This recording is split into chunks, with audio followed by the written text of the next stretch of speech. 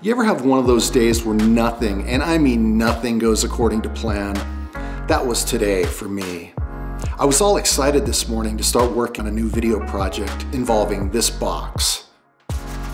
What was in this box? Well, it was supposed to be 16 canvas prints of my photographs, which I was going to put on my walls today. After 3 years, I'm finally decorating my office. So the opening sequence of this video idea was going to be a fast cut montage / time lapse of me putting the canvas prints on my walls. Turns out I go to open the box and there's only 6 prints. There was a second box that apparently got stolen in transit. Then I tried to dye a black gi that I have that got some bleach stains on it a few months ago, so I haven't worn it in a long time. It used to be one of my favorite gis. Turns out the dye I got was for polyester, not cotton.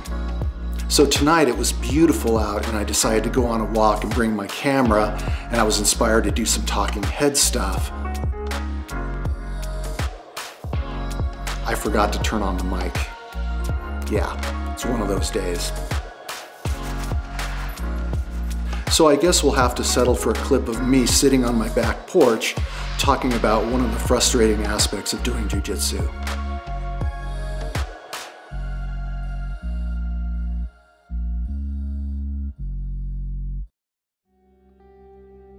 I wanted to talk about a universal phenomenon that everybody that trains jiu-jitsu experiences, and that is this feeling that progress is never linear. You have nights where you do incredible, you're tapping everybody, everything's clicking, and you have nights where it feels like you can't grapple yourself out of a paper bag. So what's going on here? What is this roller coaster that seems to continuously happen when we train jiu-jitsu?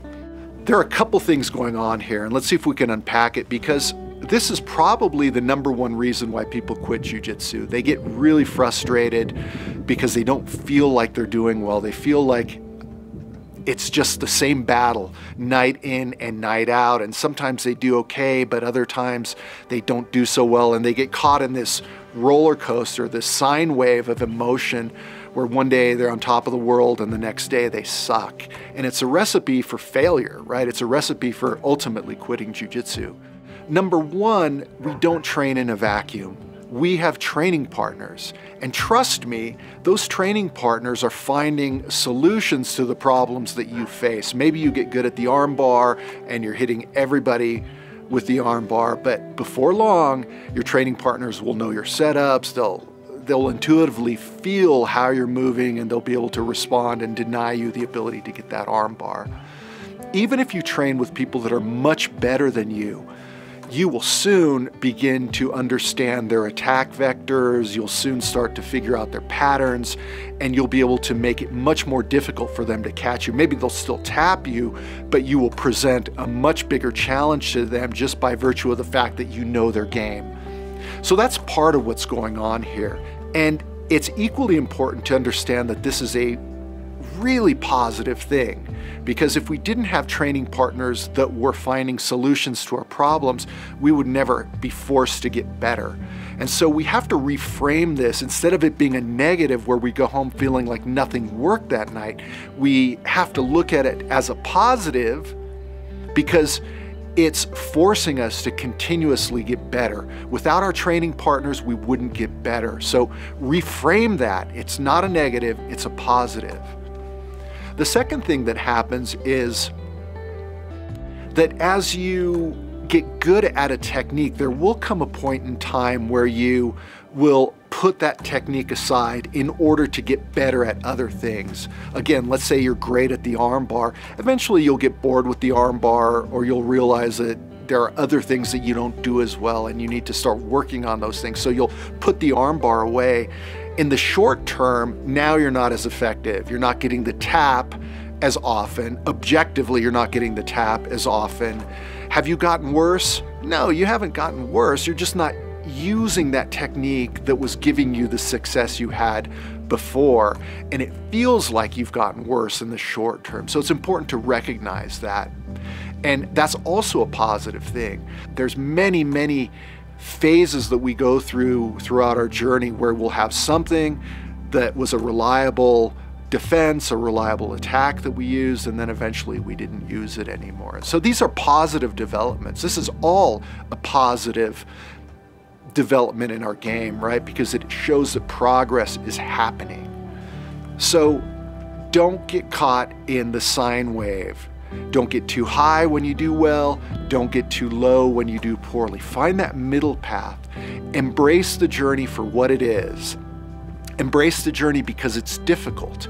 Embrace the journey because you know that it makes you stronger and more resilient, and that over time the rewards are immensely powerful, even though in the short term it might feel like nothing is working.